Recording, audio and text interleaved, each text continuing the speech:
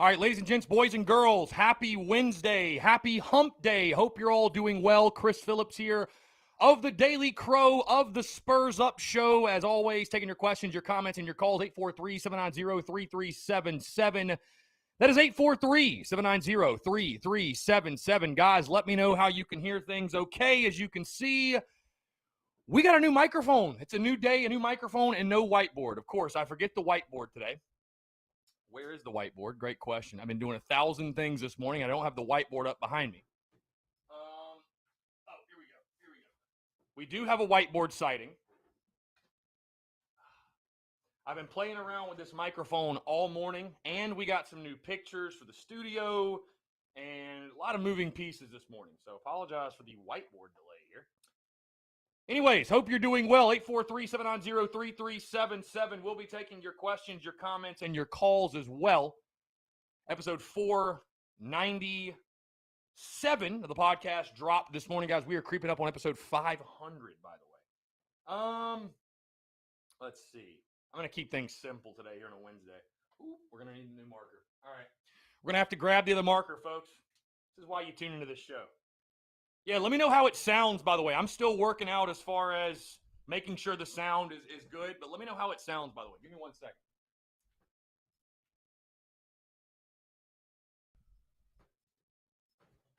Okay. All right, cool. Love this. We're off to a hot start here on a Wednesday. Again, 843-790-3377, guys. That's 843. We cannot get going, though, without the whiteboard, can we? These new markers are crispy, too. We'll keep things very short, sweet, and to the point today when it comes to the whiteboard. So, very short, sweet, and to the point. Yes. To hell with the Georgia Bulldogs. Okay, here we go. Wednesday, September the 15th, 2021. Again, guys, let me know how things sound on your end. Jesse Jacobs says, how much for this hat? Well, I'm not selling this hat, Jesse, unless you want to give me $100. So I'll tell you that. I'll start the bidding at $100. Again, taking your questions, comments, calls. Guys, before we get into everything, we got a lot to talk about, by the way. This Wednesday, we're talking gambling. We're talking Georgia, of course. I want to continue to hear from you, your thoughts as the Gamecocks take on the Dogs this Saturday between the hedges. Lot to talk about, guys. Before we do, though, I want to tell you about our friends over at Dason and Shalabi Law Firm, because the Daily Crow is presented to you by our friends at Dason and Shalabi Law Firm. Guys, they're young but experienced and aggressive attorneys. They're both former prosecutors who used to represent insurance companies but switching sides. They both worked at larger law firms where they represented hundreds of clients at a time. And guys, they both left to start their own law firm because they understand you're not just a line item, you're not just a number, you're a real human being, and you should be treated as such. They're a small boutique law firm that treats their clients like family. Guys, they're going to know who you are and treat you like a client and not a number. They handle injury cases that arise from car accidents and work accidents. Guys, do not try to take on the insurance company yourself. You're involved in any type of accident, no matter what it is. The last thing you should be worried about is dealing with the insurance company, dealing with paperwork. Let the experts over at Dason and Shalabi Law Firm handle it for you, guys. They use the latest technology to make representation efficient and effective. Again, let them take care of everything for you. You don't even pay them unless they recover money for you. Rami's in Columbia, Curtis in Charleston. They handle cases statewide. They also offer virtual or in-person consultations at no charge. Guys, give them a call today in Columbia, 803-973-0304, or in their Somerville location, 843-388-3368. Or, of course, guys, your one-stop shop. Their website, dsinjurylaw.com. That is dsinjurylaw.com for more information. Again, guys, they're friends over at Dason and Shalabi Law Firm. Be sure to check them out and tell them that Chris from the Spurs Up Show sent you. What's up, Todd Smith? Phil, how you been, Phil? I feel like I haven't heard from you in a while, Phil. What's going on? Alex Mitchum, Travis, Sarah McDaniel, Tanner Land, Lindsey Hagler, Jesse Jacobs, Austin Kane, Sean O'Brien, Brian Dean, Wesley, Matt Jones, Jason Derrick. Newberry's in the house. What's going on, Newberry? Travi, Jason. Yeah, okay, so I'm actually, again, we're trying to kind of play around here with the microphone. Should it be off to the side? Or should this one be more up and down, are we thinking? Does this sound better? Again, I'm going to be playing with this, guys, so bear with me. But we do have a new mic setup, as you can see, the biggest, baddest microphone on the market. It was time to make an upgrade, and with the business evolving and things changing, if you will, I figured, you know what? It's time. It's time for this to happen. So let me know how it sounds, guys. It should sound a little bit crisper, maybe a little bit sharper. You might be able to hear me a little bit clearer. Is this better? Is this better? Okay. Okay. See, some microphones are different in regards to which side you speak into. So like obviously our other microphone, I was speaking into like the side of it. I think this one, okay, yeah, I guess you speak into the top. I just want to make sure you guys can see my face. So yeah, I don't like it like right here, like covering the face up. So you guys let me know how it sounds. Again, if we need to make adjustments, obviously we will. But no, this is awesome, man. This is great.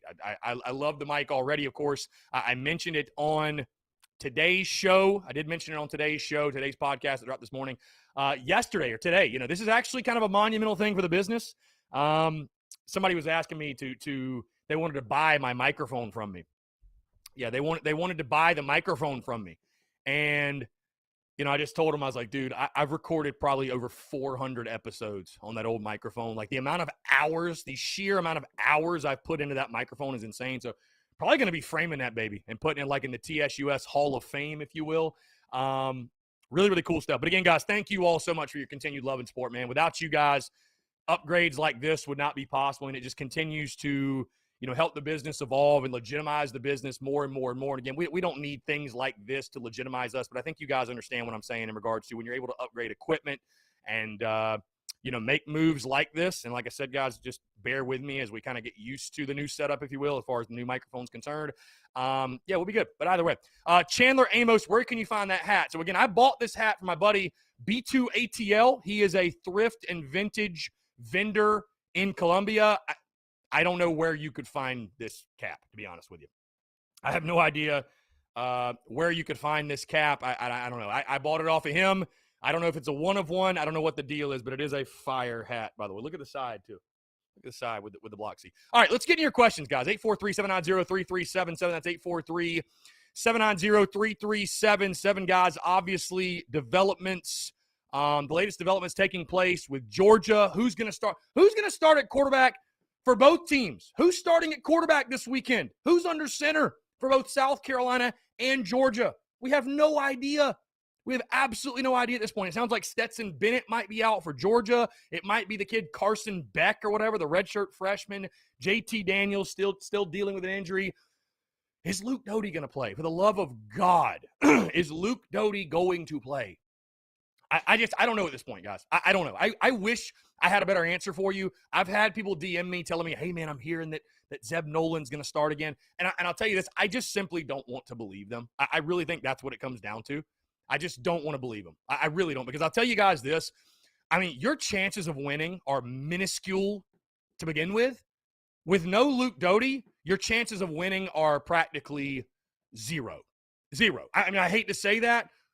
With Zeb Nolan, guys, I mean, again, I posed this question on social media. I posted on Twitter, I should say, yesterday. I actually made a clip for it late in the day. Guys, I ask the Daily Crow, the Daily Crowers, if you will, how is South Carolina going to score points? Just how? I'll wait. How? How's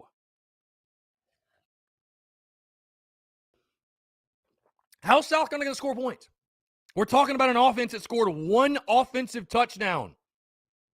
One offensive touchdown against East Carolina, who is not good defensively, y'all. They're not good.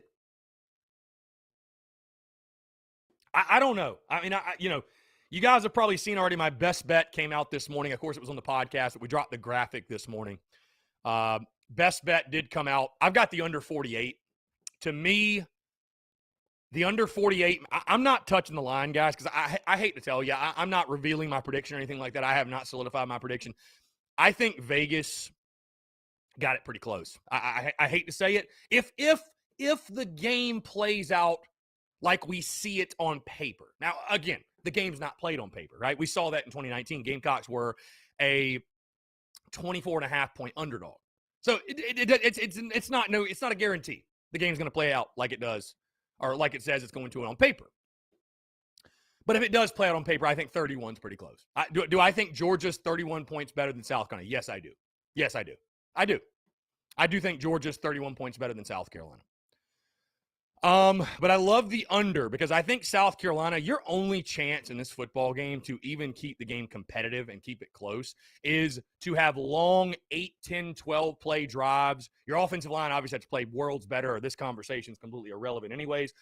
8, 10, 12 play drives, run the football, ground and pound, and play keep away from Georgia's offense. Again, I think your defense is going to do everything they can to hold on for dear life.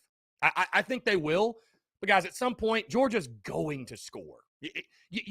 I understand the first 2 weeks have been fun, but you don't have a top 5 defense. You don't have a top 10 defense. Your defense is not that good. They're not as good. I should say this. They're not as good as they've been the first 2 weeks. Like now you're going to really see what the defense is about. This is not a defense that's going to go hold Georgia to 7 points, guys. It's just not going to happen. It's not. Georgia's a good football team. They're going to score. Bottom line. So how many times, if you have 3 and outs, if you have, quick possessions and you're giving Georgia the football back, I mean, just how many times can you realistically hang on for dear life? That's the question. That's the question. By the way, guys, if you're in the Big Cock Club Discord, head over to the TDC Questions channel to be sure that your questions are answered. To hell with Georgia, Gamecock 68 says. I feel that heavily. Let's see. Let's get into your questions here. I've been rambling a little bit. Chandler Amos, who will be our starting quarterback on Saturday? I have no idea. Luke RJ, what's going on? Let's see. Guys, let me know how the mic sounds, by the way. New mic, who dis? On a Wednesday. Brand new microphone. Just got it hooked up this morning. Been testing it out. Does it sound better from over here? Does it sound better from over here? Does it sound better from up here? I'm going to be playing with it, so but appreciate y'all. Appreciate the love and support, man. Without you guys, there's no way we could invest in the business this way. Upgrading equipment, stuff like that, man. It's really, really exciting. Really exciting for the business and kind of an emotional moment. Just parting away from the old Scarlett microphone, and again the microphone that I recorded. I mean, so many legendary episodes of so many legendary pieces of content have been recorded in that microphone. So most certainly being framed. Okay, Alan Casali says, can the offensive line turn this ship around? Can they help be more productive in the passing game? These are the things I want to see against Georgia. Yeah, the offensive line's got to be better. There's no question. The offensive line has to be better. If the offensive line is not better Saturday, then nothing that we are talking about matters anyways. Total. Just be honest with you. Nothing we're talking about matters anyways. If the offensive line's not better, I mean, nothing matters. Doesn't matter who's playing quarterback, running back, receiver. None of it. You're not going to be able to move the football. You have to be able to run the football. Somewhat. Honestly, guys, that is the one thing I want to see in this football game. I don't care if you lose by 30 points. I mean, obviously I care, but it is what it is. Whatever, you're not on Georgia's level. But to make me feel good about going into Kentucky, I want to see the offensive line play like the offensive line we expected in the preseason. If you can do that, I will feel much, much, much better about the prospects of hanging with and beating Kentucky the following weekend. But your offensive line's got to be better, man. They've got to be better. Got to be better. Brian Dean, I feel we can beat Georgia. We just have to have the mentality we can do this because to me, being an underdog of 30-plus points is disrespectful. And far as Alabama homer Paul Feinbaum goes, he's an idiot. Again, if you think South Carolina can beat Georgia, give me reasons. That's all I ask. That's all I ask. I think South going to be in a 30, 31-point underdog is just kind of where you are right now, unfortunately. Man, I hate to say it, but it just is. It's just where you are. It's just where you are right now. That's it. So, let's see. Again, 843-790-3377. Yeah, Phil, the microphone will go next to the Phil cutout in the stew for sure. Sean O'Brien, would you rather we play against JT or Stetson, or do you think it matters? I don't think it matters. I hate to say that, guys. I don't think it matters who starts at quarterback for Georgia. And I'm not going to go as far as what, I'm not going to go as far as what Paul Feinbaum said that, Pat from Georgia could start at quarterback and it wouldn't matter. But Stetson Bennett's a good enough player to beat South Carolina. He has a good enough team around him. You know what I mean? He's got a good, that's the difference, guys. I mean, if Zeb Nolan was starting for Georgia, he would most likely beat South Carolina. How much does he really have to do? He's surrounded by 5-star talent all over the field, So, Yeah, I mean, I don't think it matters. Brandon Wagner says, I'm uncomfortable doing South Carolina plus 32 or whatever it is without knowing if Zeb is starting or not. Yeah, I mean, again, I hate to say it, guys, and, I don't mean to, like, spoil my score prediction early, but I think, plus 32, I think Vegas got it pretty close. I hate to say that, but I think they got it pretty close. So, I think they got it pretty damn close. I'm trying to get this thing just centered up a little bit. There we go. Again, guys, 843-790-3377. That is 843-790-3377. Lance, what's going on, my guy? Brian Dean says, start Dak Joyner. He filled in nicely at Georgia when Linsky went down. Do people actually remember what Dak Joyner did in that game? I mean, he filled in, played the entire second half, and we won the football game. But he didn't do anything spectacular. I mean, he moved the chains a couple of times, but we didn't score any touchdowns. Did we? Did I miss that? Guys, I think fans just need to hang up the Dak Joyner at quarterback dream. Like, it's not going to happen. Guys, if you've been in college for as long as Dak Joyner has and you've never cracked the starting lineup at quarterback, it ain't meant to be, my guy. It ain't meant to be. That's it. It's not meant to be. All right, let's jump to the phone lines here real quick. First phone call on the new mic. This will be very interesting.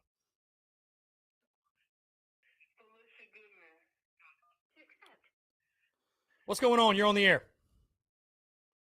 Yeah, I just want to know, do you think the Gamecocks will at least put up a fight against Georgia? That's all I want to know. At least a fight.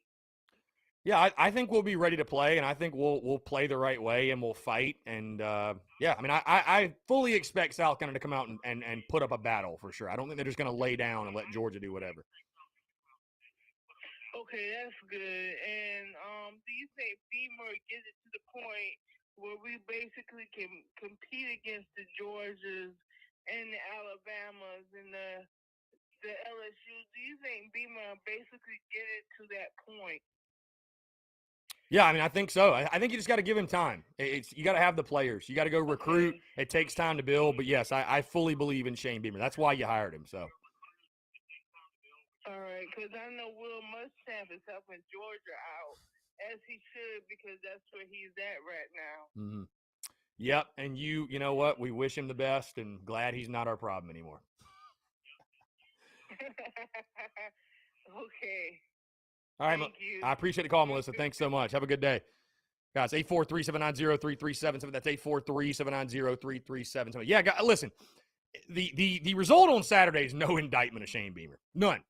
The result that's most likely going to happen. And again, I could be underselling our football team and we go out there and we make it a close game and lose by a touchdown and God forbid go win. But realistically, if things go, again, you're a 32-point underdog, 31-point underdog, whatever it is right now, you're that spread for a reason. If the game goes as most expect, it's not an indictment on Shane Beamer, guys. That's why I'm spending all week this week. Hey, just keep perspective, because the last thing I want is fans to set unrealistic expectations for Shane Beamer. The Gamecocks go out there and be overmatched, and people try to blame it on Shane Beamer and say that, we weren't well coached, we weren't ready to play. No, we just don't have the players right now. We don't have the players. That's it. That's it. Right now we don't. We will get them. We will get them, guys. We will, but we don't have them right now. We don't have them. It's the reality. Keith in the TDC Questions channel says, I saw a prediction. I'm going to read off that prediction. I don't want to read the score, Keith. I'm going to read off the prediction. Cody Gaskin says, ESPN radio guys think Georgia will get around 3 defensive touchdowns. Says they don't understand 48.5 points projected for the game because Georgia's offense is so beat up. They also said South Carolina should go all out and blitz the crap out of Georgia and make their quarterbacks uncomfortable with them being injured. What's your take on that? Yeah, I mean, I think you should play all out. There's no question. I mean, what do you have? What do you have to lose? You're a 31-point dog. What do you have to lose in a game? What do you have to lose in this football game? Play all out, blitz, do whatever. Yeah, I totally agree. I totally agree. Again, guys, 843-790-3377. That is 843-790-3377. Taking your questions, your comments, and your calls as well. Taking your questions, your comments, and your calls as well. 843-790-3377. New Mike, who this? Great day to have a day. Great day to break in a new mic. Here we go. All right. So collegefootballnews.com, guys. I want to read this off. As you guys know, I feel like this is like a weekly thing for us now. I love reading their predictions. I've done so since I was in like middle school. Love going to the website and seeing what they have to say. Again, in case you missed this, what they do for the games when they make predictions, they say why South Carolina will win, why the opposing team will win, and then they give their prediction. So here is what collegefootballnews.com has to say about the game. Why South Carolina will win. Need something stronger than water for that statement. No, why South Carolina will win. Does Georgia have a quarterback? JT Daniels missed the UAB game with an abdominal core injury, but it didn't matter. Stetson Bennett stepped in and threw 5 touchdown passes in the 56-7 win. And he now has a strained back. Carson Beck stepped in late and only hit 4 of his 10 passes with a touchdown and a pick. South Carolina needed to do way too much work to get by East Carolina 20-17. But the defense did a great job against a dangerous offense that was supposed to crank it up through the air with all of its veteran talent. Instead, the Gamecocks allowed just 152 yards through the air and 116 on the ground. The defense leads the nation in third down stops, giving up just 2 conversions and 24 chances with a line that was supposed to be one of the big strengths of this new coaching staff. And it is. This has to be kept close by the defense because ... why Georgia will win. The South Carolina offense might not go anywhere. The Georgia quarterback situation will figure itself out. Daniels and Bennett are both just healthy enough for one of them to potentially step in and shine, but it's the D that has been otherworldly. Clemson has one of the best 5 teams in college football, and it managed a grand total of 2 rushing yards and 180 in all. UAB is probably going to win the Conference USA title with the best team yet under Bill Clark, and it got absolutely nothing to work with, 174 total yards and a 56-7 Georgia win. South Carolina turned it over 3 times, couldn't move the chains all that well, needed a late score push past an East Carolina team with a bad defense. Now, what's going to happen? What's going to happen? No, really. This Georgia defense is just that good. It's as if this is too easy, so the Dogs have banged-up quarterbacks and missing receiving weapons just to keep it fair. South Carolina won't be able to run. Quarterback Zeb Nolan will turn it over a few times, and the Georgia offense will capitalize on all of its chances. Final score from collegefootballnews.com, Georgia 38, South Carolina 6. Right on the number. Right on the number. So, there you have it. That's collegefootballnews.com. That's their prediction. That's not my prediction, but that's their prediction. 38-6, and they think it will be an easy 38-6. Let's see. Back to your questions here. Again, 843-790-3377. That's 843-790-3377. Guys, how we sounding today here on a Wednesday? Like I told you, new microphone. Who this? Cade says, if we lose, we need to lose throwing it down the field. Take shots. If they don't work, then at least we lose airing it out. Justin, in addition, the offense can't turn over the ball and capitalize on a turnover. Defense gets a turnover. Indeed. Skylar Stevens, we will rush better in this game than the last, I promise you. From your lips to God's ears, then. Chance Crocker, y'all keep sleeping on Beamer. He knows what he's doing. South Carolina will shock everyone. Watch and see. Chance, I'm holding you to that. Be here Monday if it doesn't work out. That's all I ask. Brian Welch, we got to understand the O-line is from the last coaching staff. They said 3 to 4 years ago they were recruiting for a leaner, more athletic O-line. RPO-style offense has so much more pulling on the O-line than any other offensive scheme. That's why when we started running the power plays out of the pistol formation late in the game, we started to move the ball with Juju. Satterfield doesn't run much RPO. I'm pretty sure our coaching staff knows all this. I'm not saying we win this Saturday, what they'll call a better game offensively. Let's see. Justin Langford. Zeb might go the first 2 series on offense, and then Luke will get in hopefully before the half. Dude, I have no idea what the plan at quarterback is. I'm not even going to pretend like I know anymore. Or I even have a clue. Because I don't. And nobody does. Nobody does. The same people last week that were telling me, Chris, no doubt, Zeb's starting. They're also telling me that Luke Doty 1,000% was going to play. What happened to that? It didn't happen.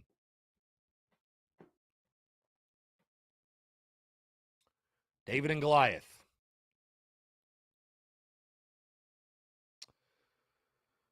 John Gibbs, if Carolina can play up to their competition and more, we have a great day in all three phases. And with some luck, Georgia have a bad game, we can win. I know it feels like the Stars got to line up perfectly, but this game is always so wishy-washy. You never know what can happen. John, the stars have to line up. The moon, Saturn, all the planets have to align. The Titans have to come out of the ground like in Hercules for South Carolina to win this football game. Let's call it for what it is. And I'm sorry, I know we all look back to 2019, and if I got to be big bad Chris this week to keep perspective and keep you people in check, then so be it. But I can tell you this right now, when you're depending on a miracle, that's a problem. Travis says, what was the spread of the App State-Michigan game years back when the Wolverines got that ass shot? Here's a couple of points. Number one, Michigan, this Georgia team is worlds better than that Michigan team was. But again, you are looking at, you are banking on, hey, let's reference the greatest upset in the history of college football. Really? I respect your passion, Travi. I respect your passion. Matthew Land, 2 tight ends used right, really the main weapon we can use. We can keep defense on the toes of different sets from 2 tight ends. Sean O'Brien, new mic is louder and crisp. I appreciate that. I'm good. Glad. We're going to be working through it. I think it catches the sound beautifully. I mean, it should. It's a nice mic. Wesley Newmar, new mic sounds great. The phone maybe to be held closer, possibly on the side. Okay, I got you. Yeah, we're going to get to the point, by the way, guys, where I'm taking calls and it's like playing like when you listen to like Paul Feinbaum, like playing that way. But one step at a time, guys, one step at a time here. Travi, awesome, easy ass whipping. You can't win. We suck. We can't get right. You can't. We can. I'll definitely be here regardless. Dude, we can. Anything's possible, Travi, but again, some realism and some perspective is healthy. It's healthy. We did not get a uniform report this week. You were correct. We did not get a uniform report. Let's see. Yeah, see, Cade says we're listening to a guy from the Big Spur on the radio today, and he said Luke Doty starting isn't looking promising. Again, where there's smoke, there's fire, and there's just so much smoke around Zeb Nolan getting the start, guys. I mean, dude, I'm sorry, guys. Zeb Nolan starts, you have 0% chance to win. Zero. Probably negative.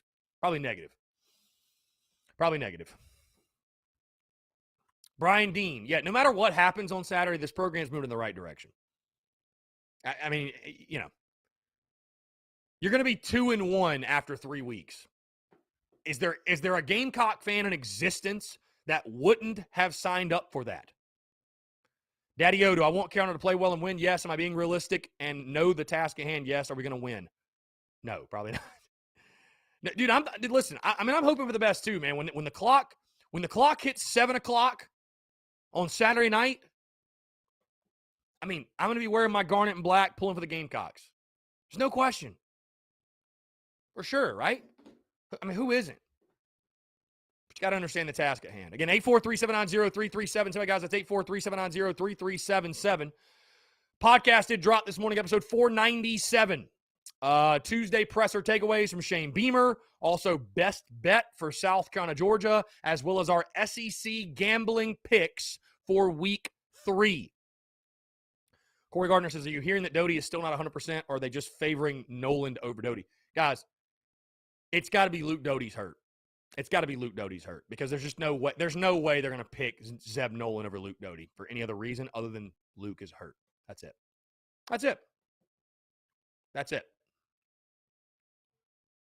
So.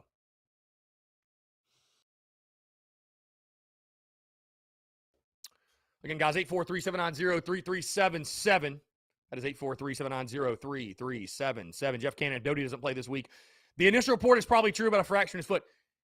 And I'll tell you this, Jeff, and again, I'm just saying this. Don't kill me for this, but I'll tell you what, if this was last year, if this was the previous coaching staff, fans would be raising hell.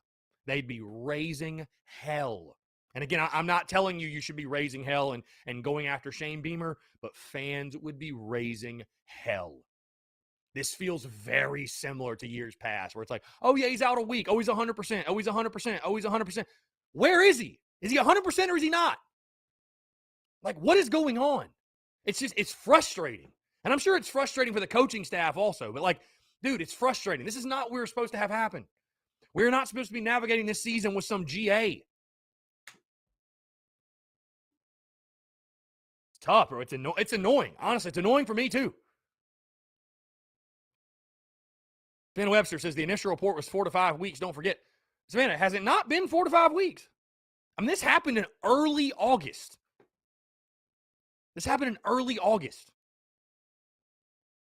Mac Martin says, how do you feel about Doty coming in and opening up the run game through read plays and therefore opening up the pass as well? Guys, this is how I feel about Luke Doty. If he's 110%, he's a start, needs to play. This is his football team. Is it not? Is it his football team? Is it his football team, yes or no?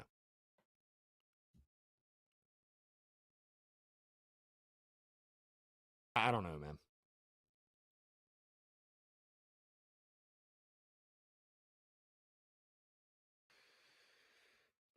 Again, 843-790-3377. Taking your questions, comments, calls. Let's jump back to the phone lines real quick. Tanner, what's going on, man? How are you? Pretty good, man. What's going on, bro? Just hanging out, man. What's up? I want to know who the hell stepped on Doty's foot. Was it Nelson or a lineman? Dude, I don't know, man. Dude, he's been out for weeks and has just got his foot stepped on. I'm just trying to figure that out. Yeah, I don't know. I don't know. I have no idea. The quarterback thing now is becoming very annoying. Yeah, I don't know. I don't know. It's a great question. I want to make a prediction. For next week if Doty does play. Gotcha. Okay. I'm going to predict Georgia to win. I'm going to predict them to win 56-10, Georgia. But I think we're going to have a bunch of callers and comments talking about how Doty can't throw, he can't run, and that Zeb Nolan's the guy. But I don't think you're going to see the best version of this offense against Georgia just because they're going to make us look like a little league team. Mm-hmm. I think you're going to see the best version against Kentucky. Wouldn't you say? Yeah, I would certainly think so. Yes. I don't know really what you can. All you're going to learn on Saturday is that you're not on Georgia's level, and we already know that. So. Yeah. Kentucky will be the measuring stick for where you are, not Georgia. Yeah. Put it that way. Well, I watched a Kentucky team that I don't think we can beat unless our offensive line steps up. I don't think we're going to beat Kentucky. I don't think we're going to beat Missouri. At the beginning of the season, I had us going 6-6. But if I was predicting right now, I'm going to say we're not even going to make a bowl game unless this offensive line steps up. We got to be able to run the football, no doubt. Yeah. No doubt. You got to be able to run it. Hey, if the offensive line doesn't block, none of this matters anyways. None of this conversation we're having matters anyways. So if you can't block, forget it. Yeah. Right now, I had us at 6-6. Right now, I got us at 4 or 5 wins. I think we can beat Tennessee, but right now, I don't think you can beat Missouri or Kentucky. I know we like to take it a game at a time on this show, but I'm just kind of looking ahead of Georgia. Yeah, I mean, hey, the beauty. Yeah, no, listen. The beauty of us, being fans, and we can look ahead. The football team can't, but we can. We can look ahead. So, hey, the predictions for this football team overall, they very well certainly can change week to week. And I know you're 2-0, but yeah, if for whatever reason this foot thing doesn't get better and Zeb Nolan is this team's quarterback through the entire season, getting to 6 wins just got a whole lot tougher in my mind. So that's just me. All right, brother. I appreciate taking my call. Hey, thanks so much, man. Appreciate it. Have a good one. 843-790-3377. Guys, when you call in, be sure to speak kind of loudly. We're still kind of figuring out how to position the phone with the mic. Apologize for that. That's kind of annoying. Anyways, 843-790-3377. That is 843-790-3377. Taking your questions, your comments, your calls as well here on a Wednesday, September the 15th, 2021. Guys, quick reminder, by the way, we will be out at Tin Roof tonight, 5 to 7. Very excited to take your questions, to hang out with those guys. Always a really, really good time at Tin Roof. But John Strickland, former Gamecocks offensive lineman, will join me. Really excited to talk with John because of everything that's transpired with the quarterback situation, but specifically the offensive line play. I'm really excited for John to give us some perspective. What's going on with the Carolina offensive line? What's the problem?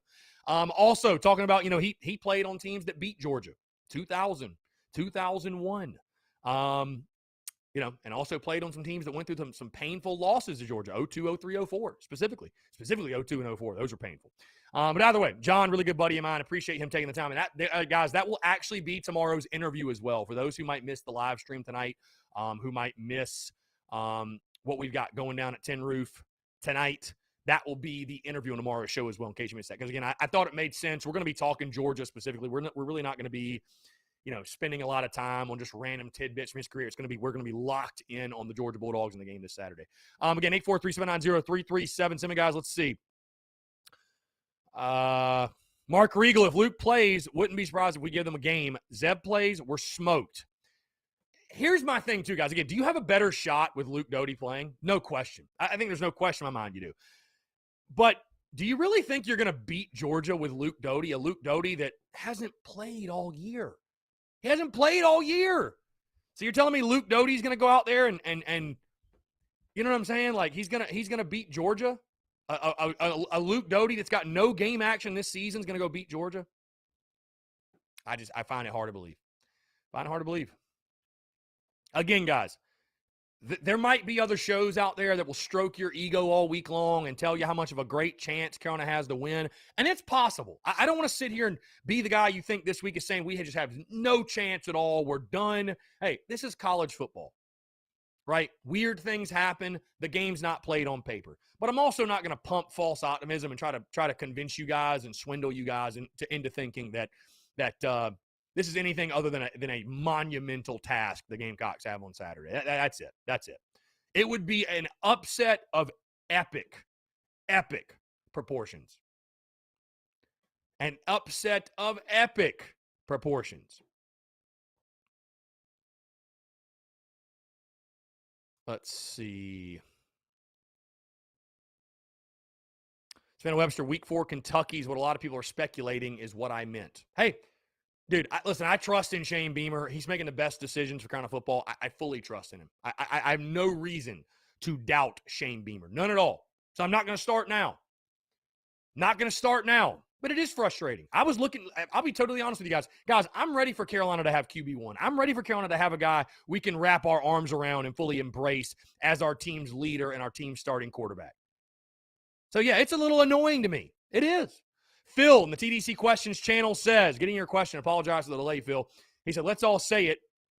Luke Doty is the starting quarterback for this team when healthy. He says, did Luke Doty actually die and there's a body double being used like Paul McCartney and the Beatles? Also says, daily weather report from New Hampshire, 77 degrees and cloudy. He's having vegan Taco Bell today. Taco Bell is the vegan-friendliest national fast food chain. I did not know that. Phil, I don't know how to say this word. Masochist fans talking about us beating Georgia when we have a roster that will need to play their best game against Kentucky and Missouri to beat those teams is laughable. I've said it over and over. The long-term goal of the first year is the first year to the third year is trying to leapfrog over Tennessee, Mizzou, and Kentucky as the third best team in the SEC East. I agree with you, Phil. 110%. Keith, why did the O-line look better with Juju in there? Was it his speed? I thought you saw us going to a lot more outside runs. I don't know that. I think also you just started to wear down Georgia. So let's see.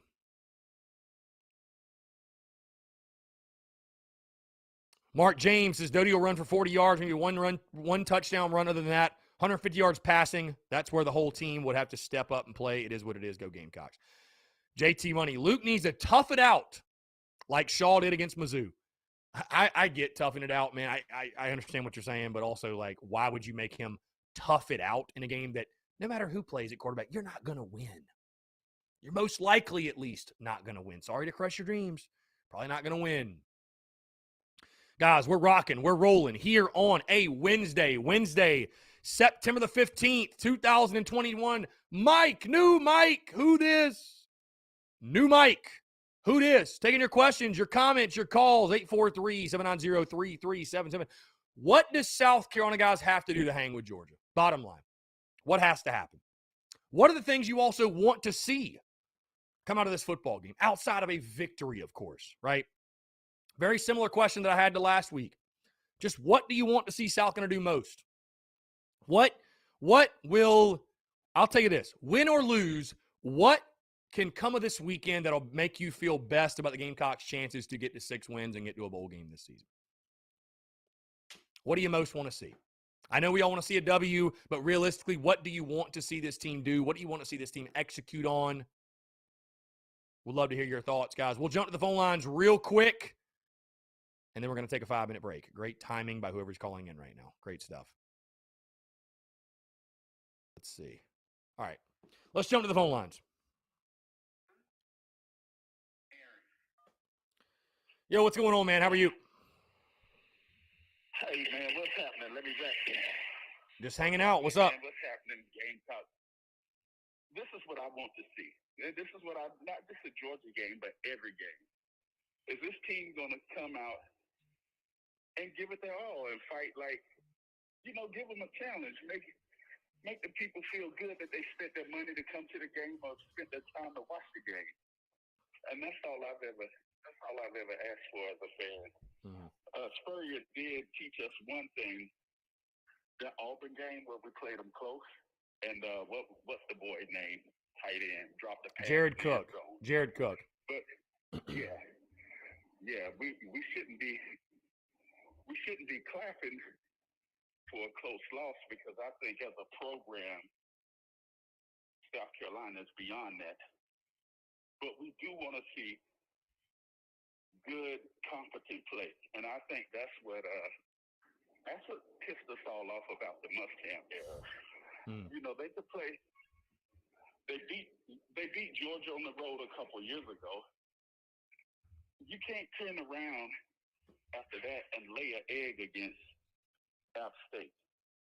But they're coming into the game no expectation. Nobody in the entire country expects this game to be close. First of all, let's see if we can shock the world. And if that can't get done, at least, give us our money's worth. If it's not money, give us our time's worth. That's all I ask for. Mm-hmm. Shit, I'm gonna get drunk either way. So I love it. It'd be a win. I love it. All right. I absolutely love that, man. That's awesome. Yeah. Y'all do your thing, man. Yeah, man. I appreciate you. Take care. Thanks so much for the call. He says, I'm going to get drunk anyway, he says. Cheers to that, my friend. I love that. That is like one of the best calls ever. Hey, on that note, guys, going to take a 5-minute break, taking your questions, comments, and more legendary calls like that one. You're tuned in to the Daily Crow.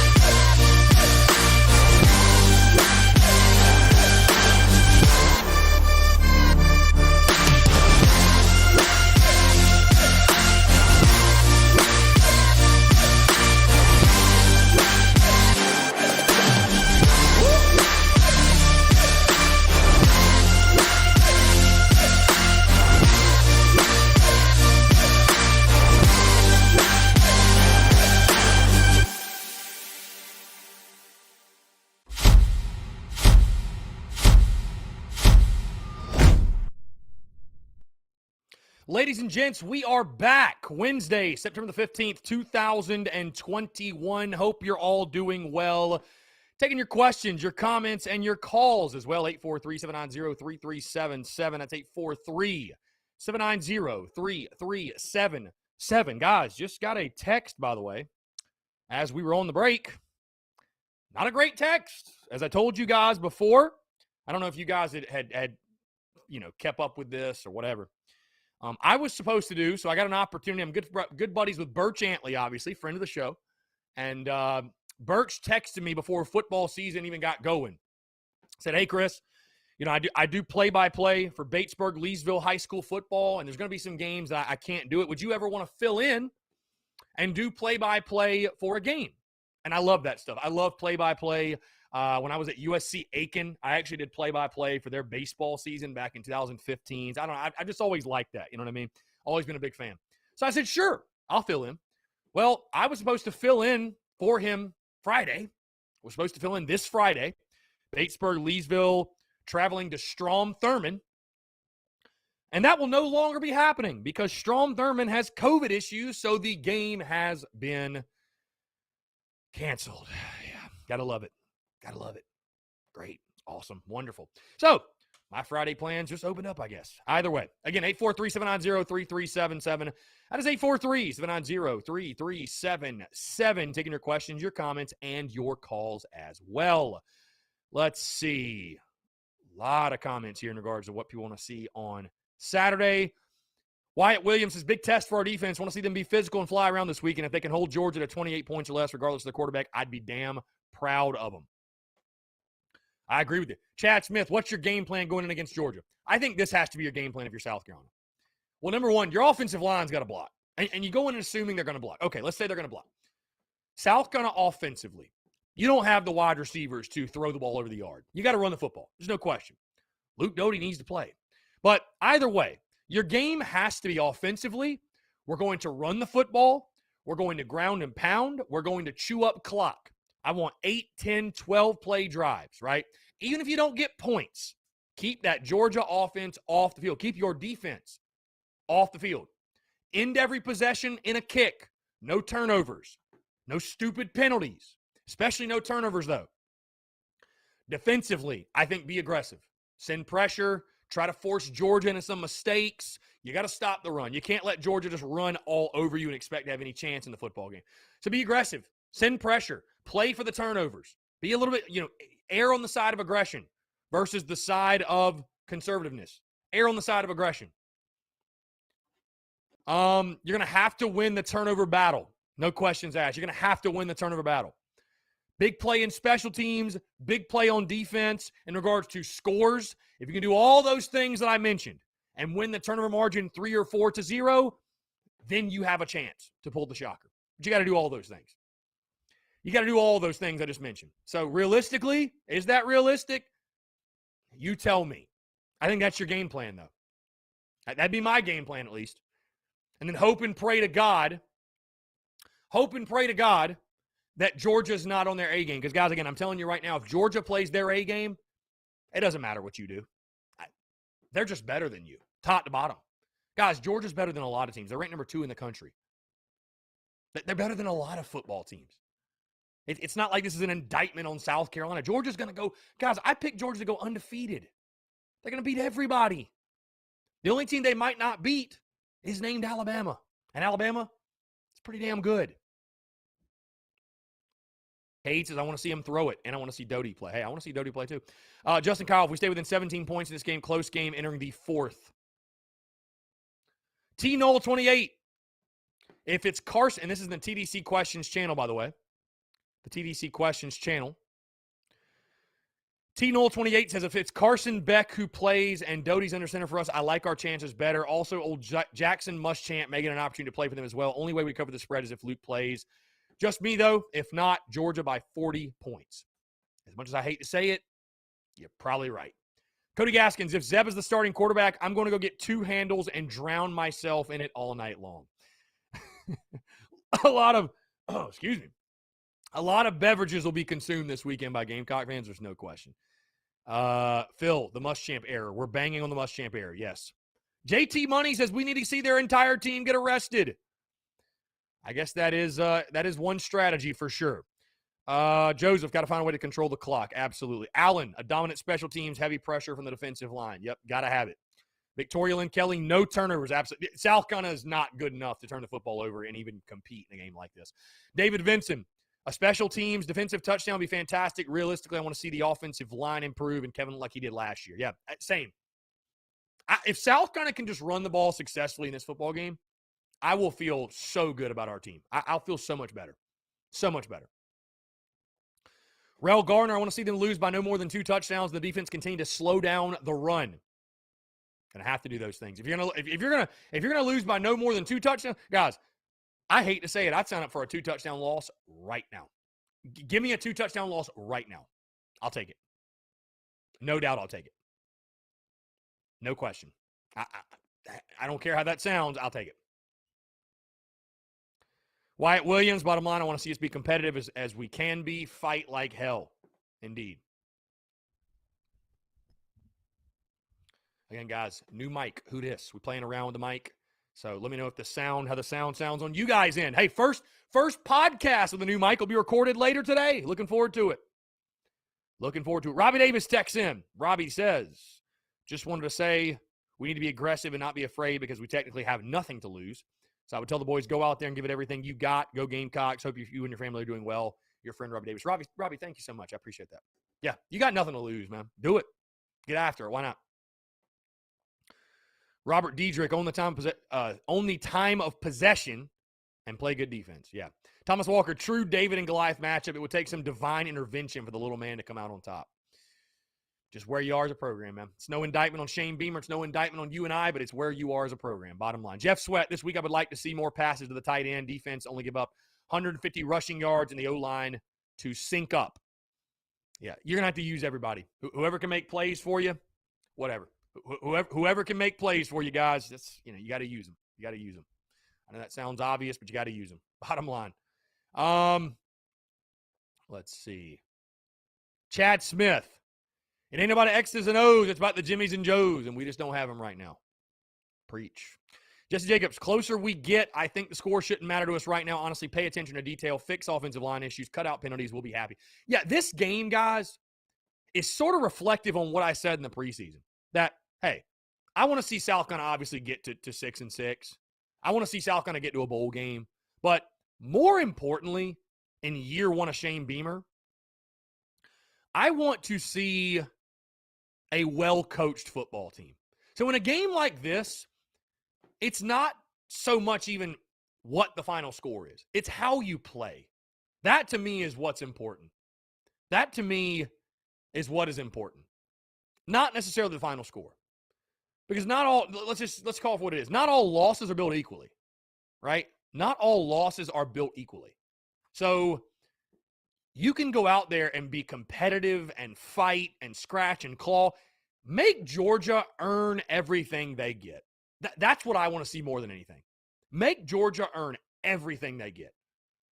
No matter what, whether you win by 30 or lose by 30, you want Georgia at the end of this football game to say, man, we don't want to play South Carolina again. They were physical. They were tough. Yeah, we beat them, but they made us earn everything. We don't want them again. That's your goal. That's your goal, bottom line. Whether you win or lose, no matter what the margin is, either way, that is your goal ultimately, in my opinion. So, make them earn it. Thomas Walker, we need to take a page out of ECU's playbook as far as the second player in on a tackle ripping the ball. They were very intentional with going after the football. Yeah, I think we will. Brennan M., what's up, my guy? Mark James, I want to see some fight that will carry over game after game. Georgia will lose 2 SEC games. Florida will lose 2. We're beating Kentucky. There's a chance, a slight chance, but it's there. We will win the East. Bro, Mark James, the Bush lattes are flowing early for Mark James on a Wednesday. Wasted Wednesday for Mark James, I see. Lord Christ. Mark Regal. Our D-line's coming in to prove they're better. Be something of our defense looks better than theirs. Mark Regal, hate to spoil the surprise for you, but they won't. They won't. I mean, they won't, guys. They won't. They won't. Our defense is not going to look better than Georgia's. Our defense isn't better than Georgia's. I respect the hell out of it, man. Hey, everyone's predictions my prediction is isn't more legitimate or valid than any of yours. I hope y'all are right. I hope y'all are right, man. I hope y'all are right. Again, I'm not sitting here. I'm not trying to tell you South Carolina has no chance and we should just throw in the white towel but talking about winning the East, dude, come on. Come on. I loved the guy that texted in yesterday. He said, Chris, for these people that are picking South Carolina to beat Georgia, are they also picking Carolina to go undefeated? Because if you beat Georgia, you technically should go undefeated. I mean, who are you going to lose to? Who are you going to lose to? You know what I mean? Like, Sean O'Brien, keeping the Georgia game close and competitive and then turning that development into a UK win is a victory in my book from where we stand as a program. Again, guys, if you were to do that, you go beat Kentucky, who wouldn't have taken a 3-1 start? Who wouldn't have? Guys, the goal is 6 wins. And I'll be honest with you. My preseason predictions are still locked in. I mean, I'm not one to change my season predictions week to week to week, but I'll be honest with you. After watching us against East Carolina, I think it's more likely we're a 5-7 team, to be totally honest. To be totally honest with you. Hey, guess what, guys? Kentucky's a good football team. Mizzou's actually a pretty good football team, too. So, it's going to be tough to get to 6. It is. It's going to be tough. It's going to be very tough to get to 6 wins.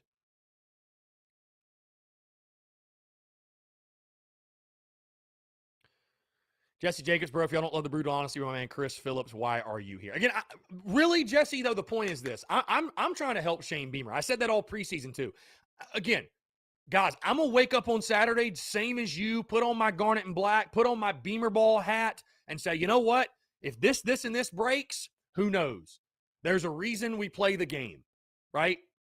I'm an eternal optimist, too. But in the week, when you're making projections and predictions, again, the fact you're having to cling and bank on a miracle happening to win, it just shows how unrealistic it is. You know what I mean? It just shows how unrealistic that result truly is.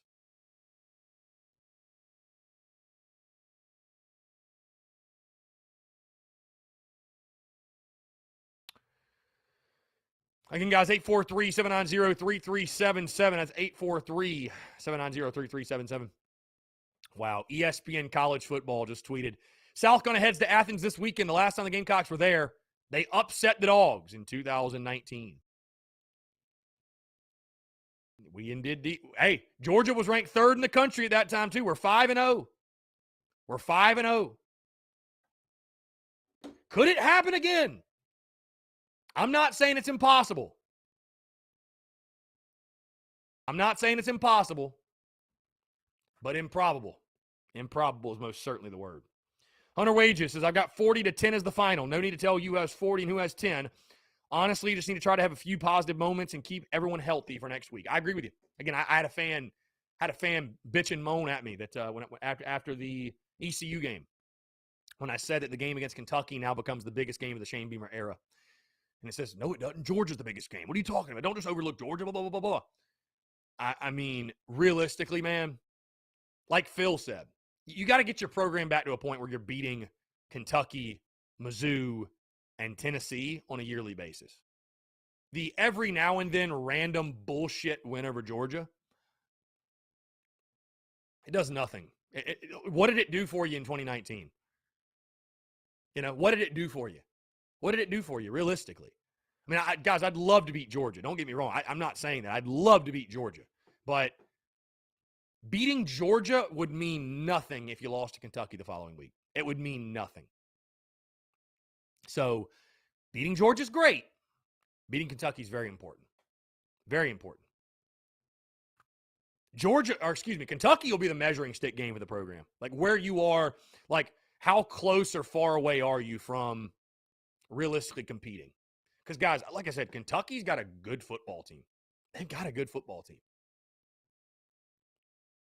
Bottom line, they got a really good team. So,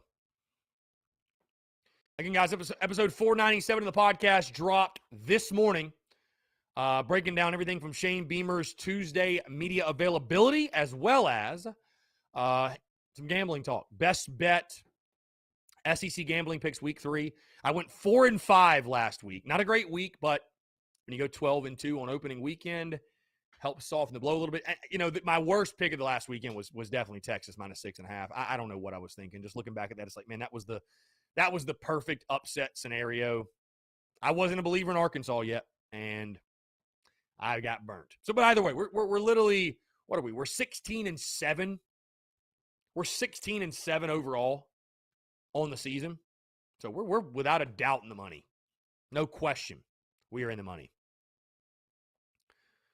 Elvis Black, the offensive line has not gotten any better in 2 games. When does change happen, and what does change look like? Scheme of personnel. Who can you change? I mean, guys, this is the same offensive line that paved the way for Kevin Harris last year to run for over 1,000 yards. So who else? I mean, it doesn't make sense. It hasn't made sense early. I understand teams are, you know, they're stacking the box and they're daring us to throw, but still, like, running the football is really hard for us right now. I don't understand it. But on the flip side, when you don't have any better of passing attack than we do, makes it tough. Makes it very tough to run the ball. Taylor Novinger, thoughts on the Georgia quarterback situation? Yeah, crazy. I mean, the injury bug hitting on a Will Muschamp team. Shocker. I can't believe it. Maybe Muschamp just really is cursed. I don't know. Yeah, I mean, the Georgia quarterback situation, though, it's an interesting storyline, Taylor. Georgia will have plenty at quarterback to beat South Carolina. You know, again, I'm not going to go as far as what Paul Feinbaum said, that Pat from Georgia could play quarterback and they'd spank us.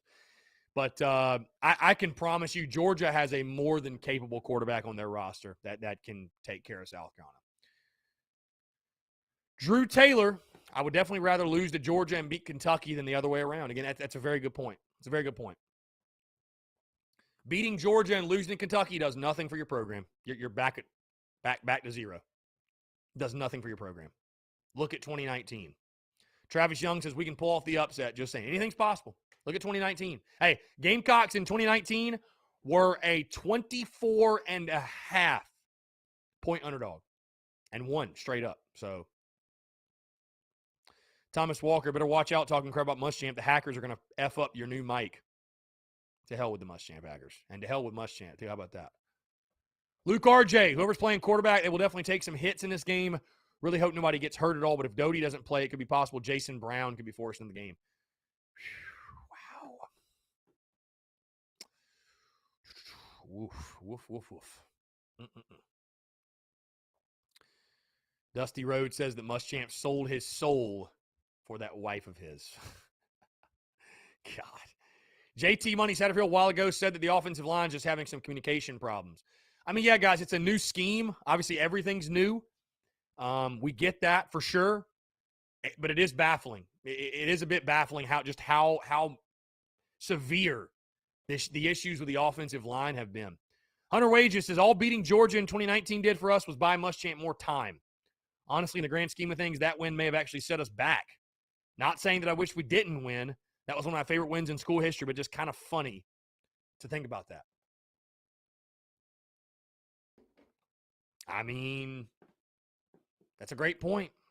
Heath Hagler says, I'm going to go ahead and be negative Nancy and predict a loss to Georgia and Kentucky. I still think we get to 6 wins, though. Again, here's the thing, Heath. We'll worry about Kentucky next week, but I picked a loss to Georgia and Kentucky in the preseason, and South Carolina getting to 6 wins. So it's more than possible. Again, beating East Carolina, that's why it was such a big deal. It opened the door to all those possibilities, right? Again, I had South Carolina beating EIU, ECU, Troy, Vandy, Tennessee, and Auburn. Somebody said, I think our defensive line is as good as Georgia's. I love Jerry Withrow said that. Jerry, I love our defensive line. I think our defensive line's very good. They're not as good as Georgia's. They're not.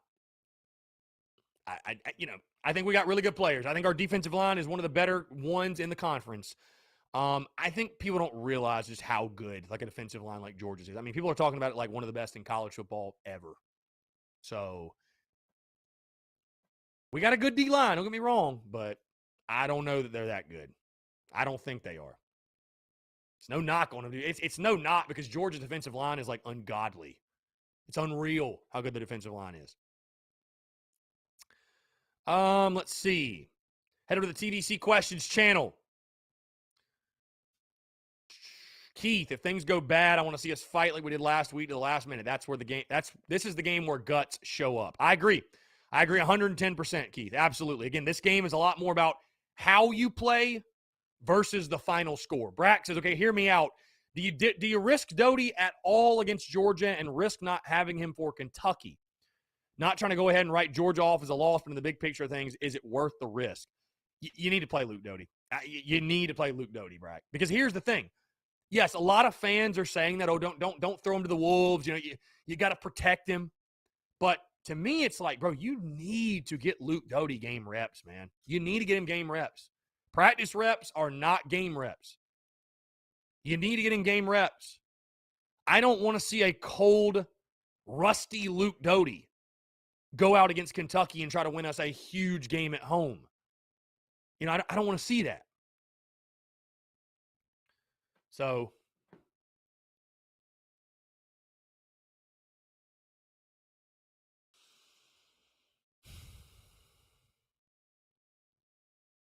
Crispy841 said, I'm starting to think Doty's the best bet. Giving Georgia defense on the potential runner could help our O-line out a lot.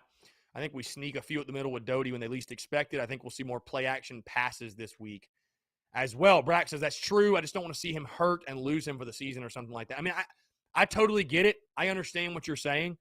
I just, dude, I mean, you can't approach it that way either. I just can't imagine.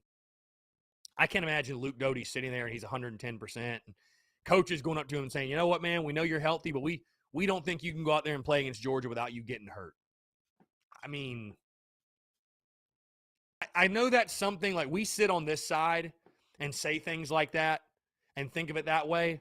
But, guys, you have to think being in a locker room, like what does that say to your football team and to the player? You know what I mean? Like, that's not a real thing that would happen. If Luke Doty's healthy and he's this team's starting quarterback, which we all believe he is, I certainly believe he is, he's going to play. They're not going to hold him out because of the opponent. That's just not going to happen.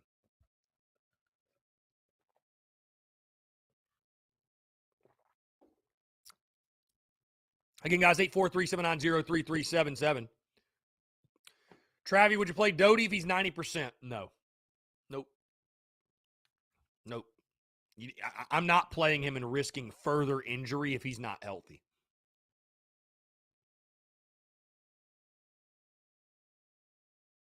Sean O'Brien, Georgia, Bama, and other national powerhouses have 2 to 3 guys at every position that could start. Just give Beamer and staff the time and trust the process. Yeah, they have competitive depth. Kind of like we had from 11 to 13. Travie, I agree. We do not want a cold and rusty Luke against Kentucky. Rather have him put in the fire instead of not getting game reps. So you need him. Again, guys, 843-790-3377. That is 843-790-3377. Taking your questions, your comments, your calls here on a Wednesday, September the 15th, 2021. Guys, just a couple of quick reminders. Tonight, live, Tin Roof, 5 to 7. We'll be out there taking your questions. We'll be live streaming as well, Facebook, YouTube, Twitter, Twitch. Also, John Strickland, former Gamecocks offensive lineman, will join me live around 6 or so. He said he's going to get there. So, going to be a really, really good time. Looking forward to it. Also, guys, for the Columbia Gamecocks, watch party at Carolina Ale House in Harbison, the Harbison location. Carolina Ale House, watch party. Doors open at 11. Of course, kickoffs at 7. Yours truly will probably get there around 5:30 or so. And going to be a really, really good time. Hanging out with a bunch of Columbia Gamecocks and cheering on the boys, man, as they take on Georgia. So, all right, let's jump to the phone lines here real quick.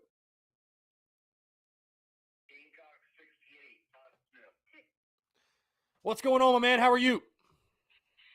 Man, I love the banter. I tell you, just like everybody else who listens to your show, I've been a Gamecock fan for 50 years, and it is amazing. I mean, amazing, brother. You do hit the nail on the head with a lot of things you say, and I'm with everybody. Wanting to be positive. Just a hair better than Colin was. Then to put Jason Brown out there, he's fire hose. And Luke Doty has to get some reps because he's a competitor and because he wants to be on the field. It's not that he hasn't wanted to be out there. They just haven't put him out because he was hurt. He will play this weekend. I feel very, very sure of it. If not, we got a whole other slew of problems. Yeah. Forget Georgia. Forget Kentucky. We got a ton of other problems if he doesn't play this weekend. Yeah. He's got to play whether we get beat or not. He signed up to play college football. Hell, he signed up to play Pee Wee football, knowing that there's a chance that you get hurt when you play the game. And he's not going to let that keep him from getting out there and competing to his fullest extent. But if I got a better chance of winning the lottery before they put Jason Brown in this weekend. That is a fact. God bless him. God bless him. You know, I'm glad he's on our team, but he will be drinking water from a fire hose if he goes out there and has to play quarterback this weekend. As Gamecock fans, we need to keep our fingers crossed that Luke Doty gets on the field this weekend and that he gets some much-needed game reps, like you say, so that we have an opportunity to play tough against Kentucky at home next weekend, and I will be in town to meet you, Chris, at the game. Going to be a hell of a time, my friend. Cannot wait. It's going to be fun. I have parking in the Garnet section there of the right across from the stadium. Beautiful. And it's ironic. My wife broke her ankle 2 days ago, and she's like, "I'm still going to the game. I'm still going to the game." I'm like, "Okay, honey, but you'll be sitting at the tailgate while I go meet Chris at the Spurs Up deal." She started laughing, but man, I really love listening to your show. When we had the black screen 2 days ago, I really felt like a kid out of a fish out of water, not being able to find your show anywhere. So glad you're back on YouTube today, and looking forward to meeting you when I come to town next weekend for the Kentucky game. Yeah, man, I'm looking forward to it as well. And yeah, hey, I also felt like a fish out of water. So glad we the technical issues resolved themselves. But no, man, I appreciate you. And like you said, man, the beauty's in the banter. And, you know, all we can do is hope for the best. And, hey, I guess crazier things have happened. So who knows, man? Maybe the Gamecocks will do something silly and find a way. So. And we will definitely share a bush latte next weekend together. No doubt. No, dude, that sounds like a plan to me. So. All right, go Gamecocks, and everybody stay cocky. Hey, I appreciate you, man. Thanks so much. Great stuff, guys. 843-790-3377. That's 843-790-3377. Eddie Sheely, yes, we do need to find a way to patch the phone call into the mixer. I'm working on that one step at a time. Baby steps, baby steps. We are working on that for sure, for sure. I'll do my best. I'm doing my best, guys. I'm doing my best. Yeah. John Gibbs, beating Georgia in those top programs helps you in so many ways, recruiting and putting your school on the map, but I totally agree. We got to get back to beating the Kentuckys and Tennessees before we can consistently beat the Georgias. Yeah. One step at a time, man. One step at a time. Building blocks. Building blocks for sure. Nan Martin. I feel like this game is not a must-win for us. I'm looking forward to watching our team go all out, through everything at them. We have special teams step up. I realistically just want them dogs to say, damn, they call them Fighting Gamecocks for a reason. Forever to thee. Dude, I love that. I love that. I think somebody, by the way, asked earlier, is the mullet a full season thing? Or is it when we lose, I'm going to get it cut? Well, I think I'm going to keep the mullet, but when we lose, whenever it is, by the way, I'm just going to get it trimmed in the back. Like, I've literally just let the hair grow. I mean, this hair is, like, super long. And I was planning on getting just like a cut before the season, and I never got around to it. And then we won the first 2 games, and I'm like, I'm not going to be the guy that cuts my hair, the back of my hair, you know, before we play, and then we lose, and it's like, oh my God, I'm superstitious. So when we lose, though, yes, that is when I will be giving myself the excuse to go get this trimmed up in the back, because it's pretty damn long. Keith in the TDC question channel says that Doty is healthy. He wants to play. He doesn't want to sit at risk of playing. You risk getting hurt no matter who you are playing. And then Brack says, I hope he does play. I worry about the little things for like him saying I'm 100% and not being, then getting hurt worse. That's the risk I worry about. Thomas Walker, you're right. It's not a mullet. It's a rooster cut. I mean, you look at this right here, dude. This is insane, dog. This is crazy. It's crazy. Once you start feeling it like on the back of your neck, that's when you're like, okay, this is pretty long. This is pretty long. The shirt, JT Money, shout out my dude Soda City Thrifts. This is a fire shirt. And the hat, the shirt, we got the combo here on a Wednesday, September the 15th, 2021. Creative play calling, would love to see it as well. Drew Taylor, if we beat Georgia, I'll donate $100 to grow that new aged mullet out the whole season. Hey, why not? Dude, I'd love to have hair going down my back if we went undefeated. God, what a time that would be. Again, guys, it is 119, about to hit 120 here on a Wednesday. September the 15th, 2021. Taking your questions, your comments, your calls. 843-790-3377. Again, folks, like I always say, the beauty is in the banter. And when you tune into this show, you're guaranteed to have banter. Good, fun, friendly banter, by the way. That's the thing. I'm not speaking, I really pride myself, and I'm not speaking to you all. I'm speaking with you all. We're all Gamecocks at the end of the day. Guys, more of that on the other side. You're tuned in to the Daily Crow.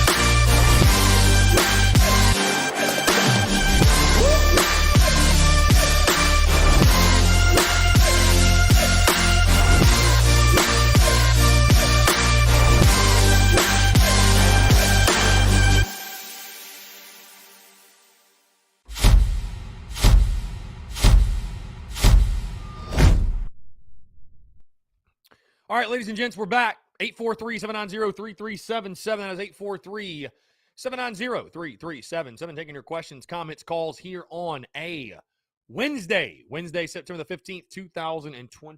Let me plug this bad boy in here real quick. Battery getting a little low. There we go. Anyways, taking your questions, your comments, your calls, guys. 843-790-3377. So that's 843-790-3377. Quick reminder again, guys. Episode 497 of the podcast did drop this morning. Talking Shane Beamer's Tuesday media availability, everything he had to say. Also, gambling on a Wednesday. Best bet for Gamecocks and Dogs, as well as SEC gambling picks for week 3. Great day to have a day. It's always a great day to have a day, guys. It is. It is. It's always a great day. Should I tweet it Saturday, by the way? Bad day to be a Bulldog? Michael Cavalier says, thoughts on the matchup between Georgia's O-line and South Carolina's defensive line. Going to be a great matchup. A lot of big-time ball players on both sides of the ball. Listen, I like the Gamecocks defensive line, guys. They're obviously very, very good. There's tons of athletes. The problem is Georgia has the guys to combat it. I mean, they physically dominated you last year. Just look at that, for example. I expect the Gamecocks to have some success. There's no question. But in the long haul, I just think Georgia's going to have too much. They're going to at some point be able to wear South kind of down. And, I'd be shocked if Georgia can't run the football, for example. I'd be shocked. I'd be shocked if Georgia cannot. Are they going to run all over us? I'm not saying that, but, I think holding them to less than 100 yards rushing is just unrealistic. So. Tommy Wallace, we've had more success against Georgia than we've had against Kentucky in the last 8 years. Has Kentucky been better than Georgia the last 8 years? No, I think some of the familiarity between the two schools, it being a rivalry, I think,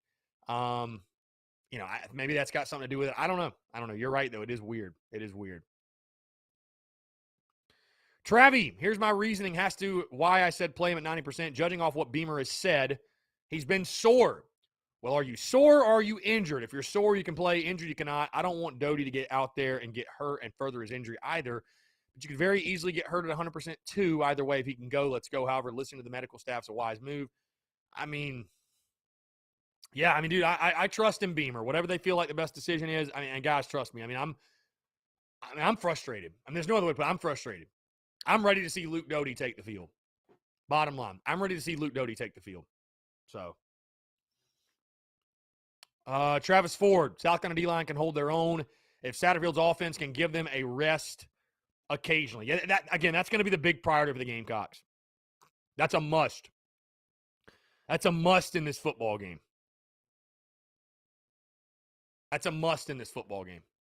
You've got to be able to run the football, keep Georgia off the field. Have 8, 10, 12 play drives, 6, 7-minute type of drives. Because if you're going 3 and out, guys, and you're constantly putting your defense out there, at some point, Georgia's going to score. There's just no question. This is not going to be a 17-7 game, guys. Luke RJ, see, Philly, you probably have more Gamecock merch than any other fan or anyone in the country. LOL. I wouldn't say all that. I've got some unique pieces. For sure. But, there's some people out there with some hella collections, man. You'd be surprised. Bradley Kane says, I think it'll be a higher scoring game that comes down to who makes the bigger mistakes. Definitely not a blowout game like the betting line says and like the media is saying. Well, then, Bradley, what's your score prediction? I'm curious. I haven't dropped mine yet, but I'm curious. I've got the under 38 in this football game.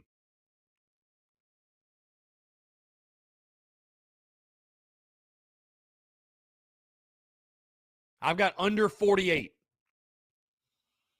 I genuinely, guys, I genuinely don't know how South Carolina scores double digits in this football game. Again, I feel like people are just brushing over the fact that South Carolina scored 1 offensive touchdown last week.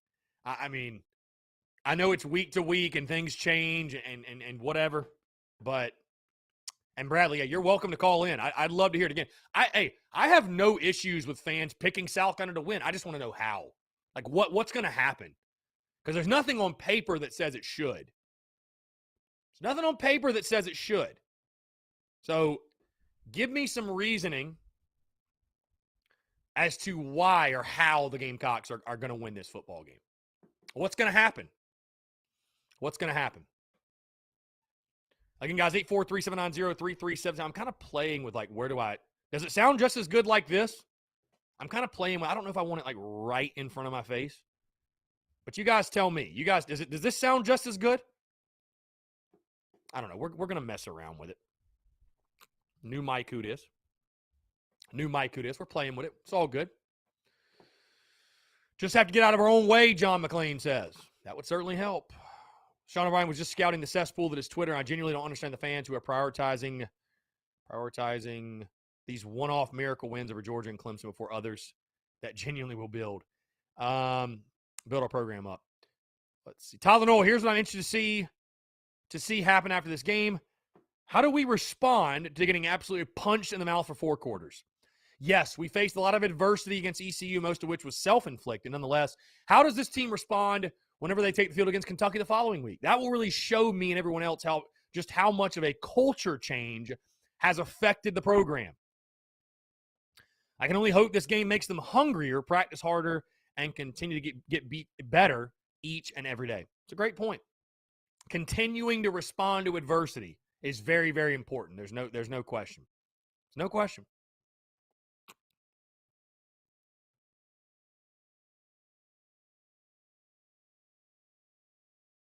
Michael Cavalier, key to our success is turnover, special teams, and keeping Georgia's offense off of the field. Definitely need to do all of those things you just mentioned for sure. Travie, need a blocked punt, a punt or kickoff return, some pick six. We need some good fortune there. Pine Toast says, it feels weird to say this, but from the first 2 games this season, this is if we start Zeb Nolan. Zeb seems better to do better on deep passes than immediate short passes. It's really weird. Twice Zeb got lucky on failed RPO concepts during the East Carolina game that should have been interceptions, and he did throw an interception as well.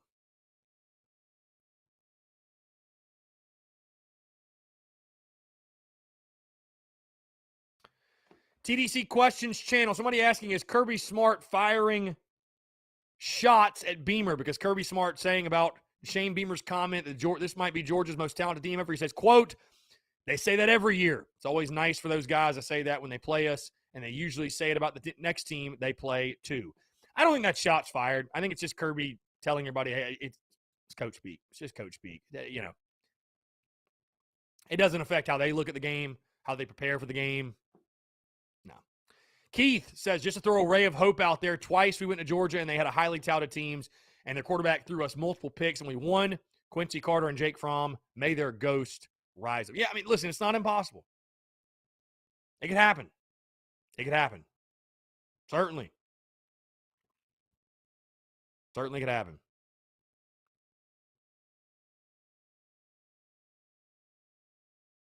It could most certainly happen. Who knows? Brandon Morris, yes, special teams touchdown, defensive touchdown. I think you got to have both. John Gibbs says, Chris, I honestly think us Gamecock fans are so tired of living in Georgia's shadow, and it's always a hard task when that week rolls around. The Spurrier years ruined us because we were there, and to go back to this is hard. Dude, I agree. Trust me, I agree. Carter Bingham says, unless Jesus comes back, we are not winning. Whew, there you go. Pine Toast, even still, we still haven't really used any RPO plays, really. Do you think Satterfield's saving those plays when Doty comes back? I mean, probably, because it'd be a much better fit to run those type of plays. DJ Mother Effin' Loud says, what time the game? The game's at 7 o'clock Saturday night. Dusty Rhodes, has a team ever had 3 games consecutive with pick sixes? Has a team ever had 2? Dude, has a team ever had back-to-back? Shift XIV says, I'm going to scream if we actually pull off the upset, though. You will be one of many, my friend. including yours truly, by the way. He also says got to have Doty and no, can't keep the one-dimensional play. Yeah, for sure. You got to have Luke Doty to even have a chance. Todd Smith, why you got to bring Jesus into this? Hey, we got a text here as well. Hunter Wages says, I really hope that Beamer Satterfield empties the playbook early.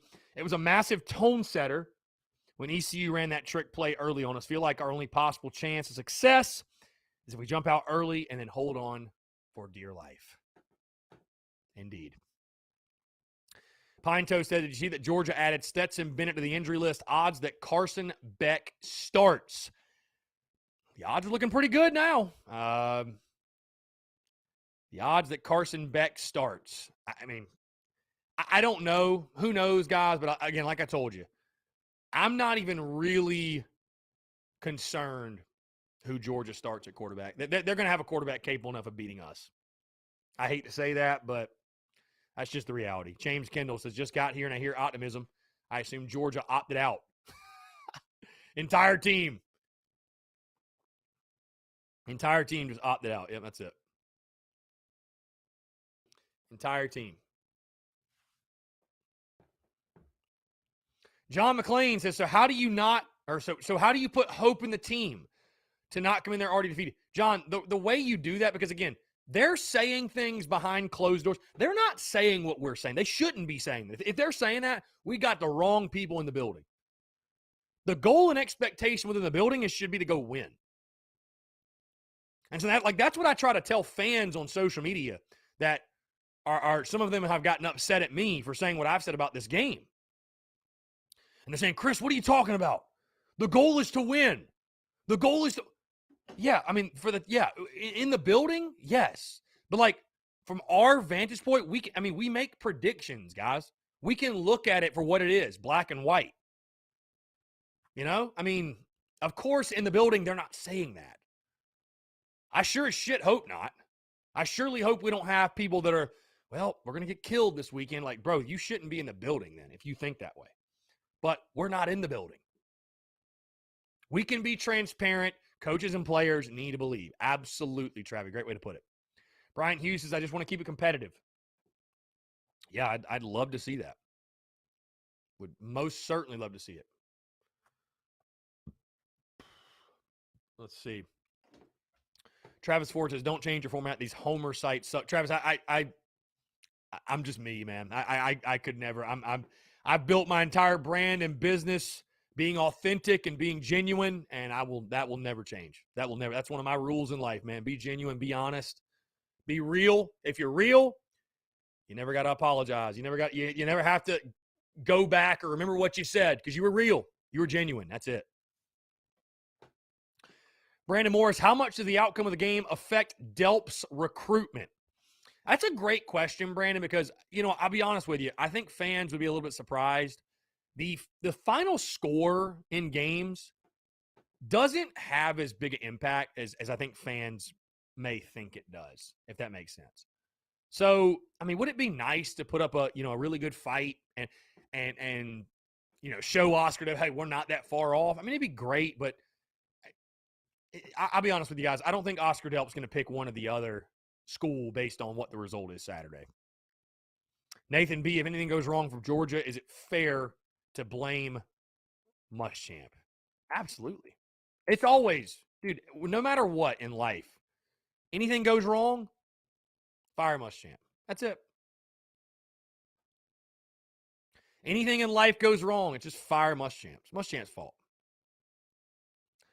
By the way, really quick side note. I posted one of my favorite pictures to post during Carolina, Georgia week, and it is the Georgia State prison uniforms picture.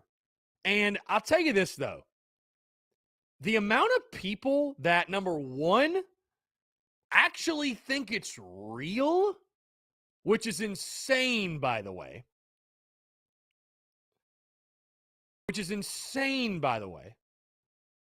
Like, that people think it's real. The other thing that shocks me is that people, some people, think it's in poor taste. Like, bro, here's how I feel about it. If you don't like that post, Well, fuck Georgia. That's how I feel. I don't really give a damn what you think. How about that? I don't care if we lose by 100. It's going to be to hell with Georgia. I hate Georgia. Can't stand Georgia. I always will loathe the Georgia Bulldogs. Bottom line. That's it. So, it's Georgia hate week. To hell with them. To hell with them. Travis says, I wonder if Gunnar Stockton will be there. Who knows? Maybe. I haven't kept up with Gunnar Stockton in quite some time.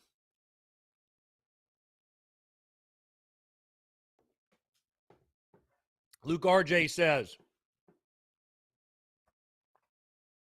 does Luke Doty back up Zeb Nolan even though he's not 100% and doesn't start?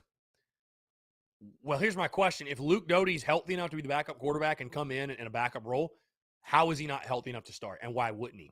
That's what I want. That's what confuses me. Why wouldn't he? Yes, Drew Taylor, there are actual humans who think that's real. Sean O'Brien, since you're from North Augusta, do you hate Georgia more than the team from the upstate? I'll be honest with you, Sean. Growing up, I did. I really did hate Georgia more. Clemson was still a 6-win program. Wasn't doing anything crazy. Kind of just was kind of like us, 500 team going to bowl games. And so Georgia, obviously, it feels like they've always been winning. And their fans, folks, living on the border right there with North Augusta and Augusta, Lord Christ. Their fans are terrible. Terrible. Terrible. No other way to put it. So yeah, definitely growing up, I hated Georgia more. But as Clemson got better and Clemson has won, dude, Clemson fans are just insufferable. I mean, they're insufferable, dude. They're awful. Just absolutely awful. So. Again, guys, 843-790-3377.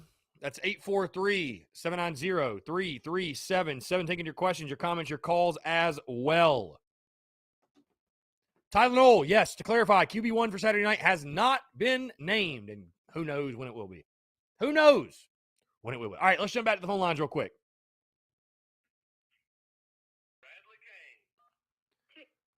Bradley, what's going on, man? How are you? What's up, man? How you doing? I'm doing well. Appreciate you asking. What's up?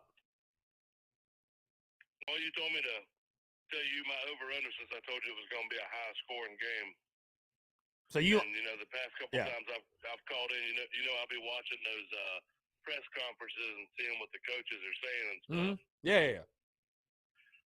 But before I tell you my realistic opinion, I'm gonna give you my biased opinion since you're talking about you were from Augusta. I'm down here in Augusta right now, and to take a line from the Matrix, I can smell the stench down here. It's like rotting bulldog everywhere. I fucking hate this place.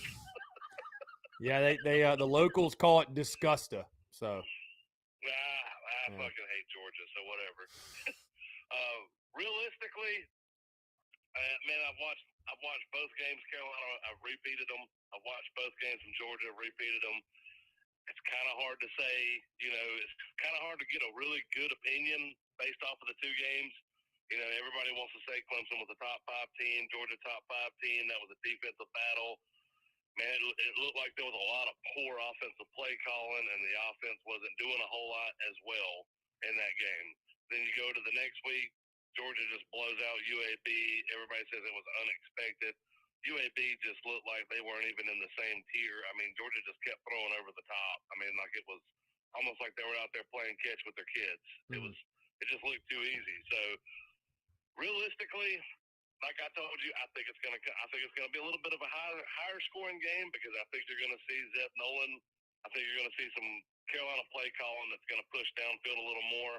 I also think you're gonna see much more aggression, kind of like Week 1 versus Eastern Illinois, where we're actually going after the punt.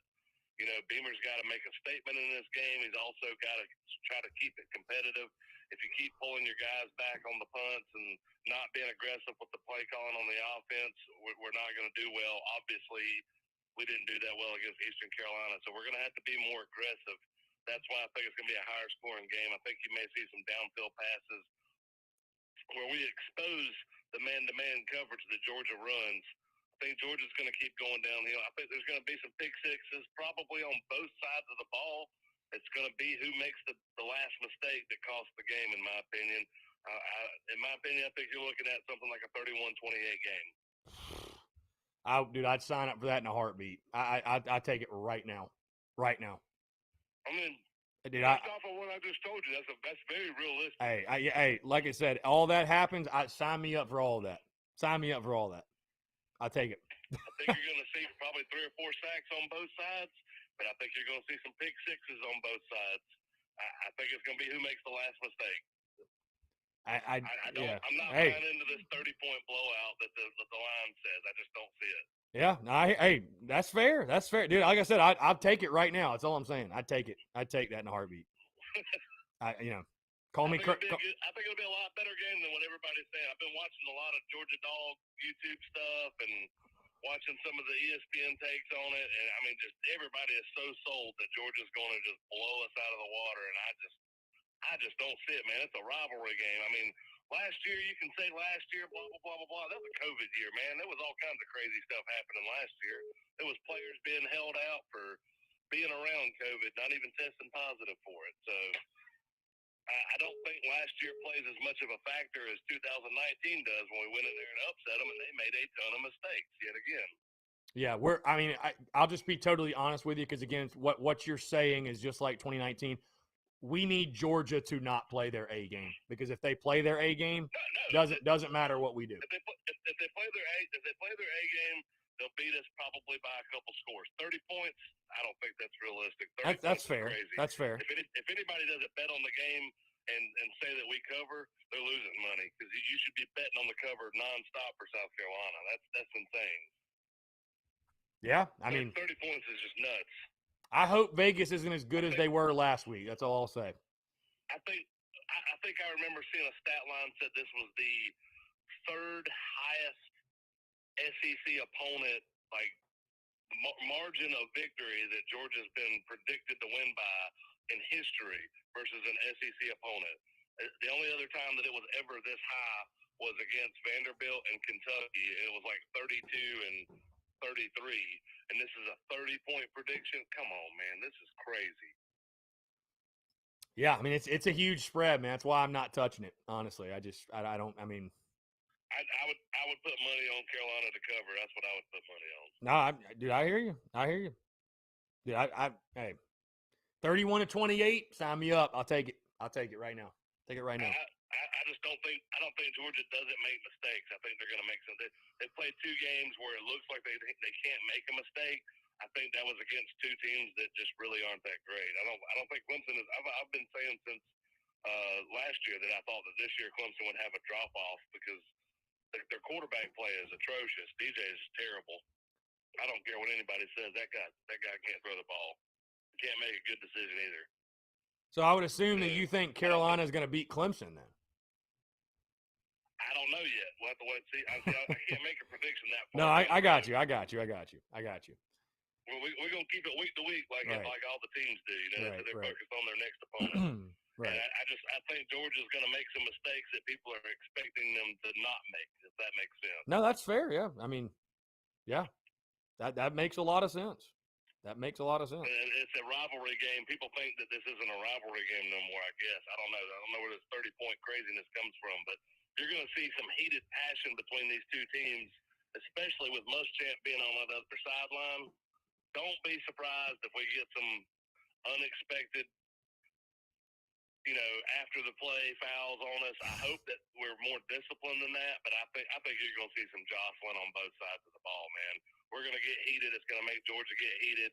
There's going to be penalties called. There's going to be desperate throws downfield that turns into interceptions. I mean, dude, this is a rivalry game. People have seemed to have forgotten that. Yeah, I mean, it's a rivalry game, and at the end of the day, Carolina's got to go in, execute, and play good football. I don't give a damn if it was rivalry or no rivalry. We just got to go play. We got to go play good ball. So, Yeah, I mean, like you said, you can capitalize on Georgia mistakes, pick six, maybe a special teams touchdown. Who knows? I mean, it happened in 2019. Both teams have had pick sixes in the first two games. Yeah. Honestly, if you look at the stats, they look pretty the same considering, the opponents. Everybody just thinks that Clemson's so awesome still. I'm telling you, they're having a down year. I think they take 3 losses. Three losses. We'll get into that at a later date. Yeah, okay. We'll get into that at a later date. I would love to see. We would all love to see that, obviously. I love it, dude. I love it. Hey, I love it. But all right, man. Thanks for taking my call, man. No, dude. Yeah, I appreciate it. I appreciate it. Anytime, my friend. Thank you so much. Love the show. Thank you, man. Hey, I appreciate you. Appreciate you. All right. 843-790-3377.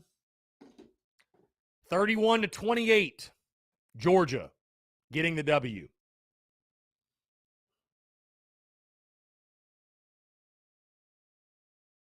(31-28). Jump back to the phone lines.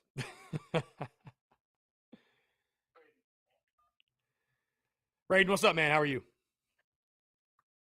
Hey, I just wanted to say, when your main form of latching on to you winning a game is just a rivalry game, that's not a good look. If you can't really back it up, and I know that I'm just saying from what that previous caller was saying, that there's going to be a lot of mistakes. I see us losing 27-6. I see 27-6. I think our offense is going to, it's Lou Doty's first game, right? And I think that he's going to get. We're still trying to figure it all out with Luke, and I think that the defense is going to be tired, by the middle of the third quarter. Defense is going to get tired, and then we're just going to keep throwing them out there, which is going to lead to more Georgia scores. Our offense isn't going to be able to put anything together. I mean, we haven't proven that we can against a good team. We couldn't really do it against East Carolina. Luke Doty hasn't proven anything. I think it's insane to say it's going to be a high-scoring game because it's a rivalry game. Like that, who cares? Who cares? It's a rivalry game. If that's your main form of latching on to saying that we have a shot at winning, just throw it out the window. It holds no weight. Right. I trust me. I 110% hear what you're saying. Because it's kind of like, let me put it to you this way. It's kind of like last week when, and all due respect to the East Carolina guys, they were great, and I appreciate them having me on their show. But like, we were giving our picks for the game, and their number one reason, and again, the thing they latched onto was the crowd and the atmosphere. And when you say stuff like that, whether you're picking a team to win or lose, or picking a team to win because the crowd or because it's a rivalry game, basically what you're saying is we're not good enough to win because we're good enough to win, or we're not going to win because we're actually good enough. We're going to win because of smoke and mirrors. And I mean, call it for what it is, man. You beat Georgia. Right. I mean, listen, you beat Georgia in 2019. I'm not trying to take anything away, but were you really a better team than Georgia that year? No, you weren't. Not even close. It was your day, sure, but can you really bank on that to happen again? So, I mean, and again, I turned on the. Go ahead. Go ahead. I turned on the Feinbaum show the other day, or it was actually yesterday, for about 10 minutes because I was eating dinner or whatever. And I listened to 3 callers. Now, mind you, it could be any SEC team that they're calling for, Arkansas, Tennessee, Vanderbilt, whoever. I listened to 3 calls. 2 of them were Gamecock fans, about 40-year-old, guys, whatever. And they were like, yeah, the next 3 years, Beamer's going to take us to the national championship. I don't know why everyone's trashing on Carolina. Now, this was 2 calls, 2 out of 3 of the ones that I heard. We're gonna kill Georgia. I don't know why everyone's counting us out. I'm like, man, y'all gotta keep it into perspective and take the bias out of it. Because when you're analyzing these teams, it's hard to do not looking through a lens. I understand, but you got to look at it from a side of say Ohio and Boise State are playing. None of us care about that game. We're in South Carolina, so it's easier to analyze it from a non-biased viewpoint. You understand? Right. So everybody's saying, oh, we're going to kill. But if you really look at it from a standpoint of no bias, no picking sides, I think Georgia's going to get this pretty. I wouldn't say pretty easy. I think it'll be close for a couple little bit, but in the end, I think Georgia will pull away and win by at least 20, in my opinion. Yeah. I mean, listen, there's. And I hope I'm wrong. Yeah. Well, we all hope we're wrong, but I'm gonna take it off here. I appreciate your insight and your call, my man. But No, yeah, and again, guys, 843-790-3377. But, I agree with the caller. Listen, rivalry game or no rivalry game, there's nothing that South kind of offers on the field that says this should even be a close game, to be honest with you. Maybe you can look at your defensive line. That is your most favorable matchup. Going against their O-line, you should be able to do some things. But when you're doing a position unit comparison, and you're going down and checking the box, okay, who's better at this position? Who's better at this position? Who's better at this position? Who's better at this position? How many boxes do you check for South Carolina? Maybe one. Maybe two. God, maybe two. Top to bottom, Georgia's just a better football team. Again, all that rivalry game stuff, and again, I respect Bradley saying that. He says, literally history says aside from 2020, the Georgia-South Carolina game is always decided by 10 or fewer points. I hear you, but what about 2018? What about 2015, where they beat you like 52-17? So this is a competitive series. Don't get me wrong, but Georgia has blown out South Carolina before. There's no question. I think Steve Spurrier just made us forget that, but Georgia's definitely blown out South Carolina before. And I'll be honest with you, none of the games in years prior have any impact on what's going to happen on Saturday. None. And again, you capitalize on some Georgia mistakes, especially defensively, special teams. Things could get weird. But yeah, 31-28, I'll take it right now. If South Carolina loses to Georgia 31-28, my mindset on the Gamecocks shifts to, wow, this might be an 8-win team. Maybe this football team's a lot better than we expected. But realistically, again, guys, we're talking about a South Carolina offense that scored 7 points against East Carolina. 7 offensive points. 7. We're talking about a Gamecocks offense that ran for 2.8 yards per carry against East Carolina. A team that last year surrendered 201 yards per game on the ground and gave up 226 yards, 6.4 yards per carry in week 1 against Appalachian State. So, hey, if you, like that caller was saying, and again, this is everybody's predictions legitimate, by the way. I'm not, whatever. But it's not a great place to be in when you are banking on, it's a rivalry game and the majesty of this rivalry. Carolina Clemson's been a rivalry game too. What the hell's happened in that rivalry? Anybody want to answer me that? Riddle me that? Carolina Clemson's a rivalry too.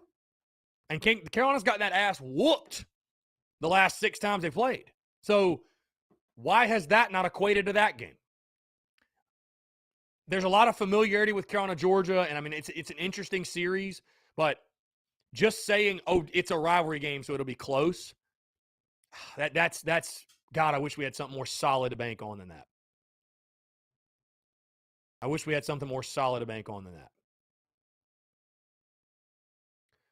Twan Loves Kick says Doty will start. He has a cousin on the team. I'm sure you do. Sources, yeah, dude, just trust me.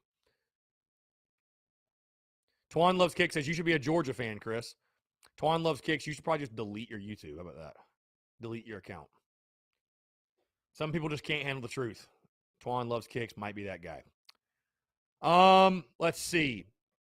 Got a couple minutes left, guys. Again, a couple quick reminders. Like I said, episode 497 of the podcast did drop this morning, talking Shane Beamer's Tuesday presser, as well as gambling, SEC gambling picks for week 3, and also best bet for Gamecocks and Dogs in Athens this Saturday.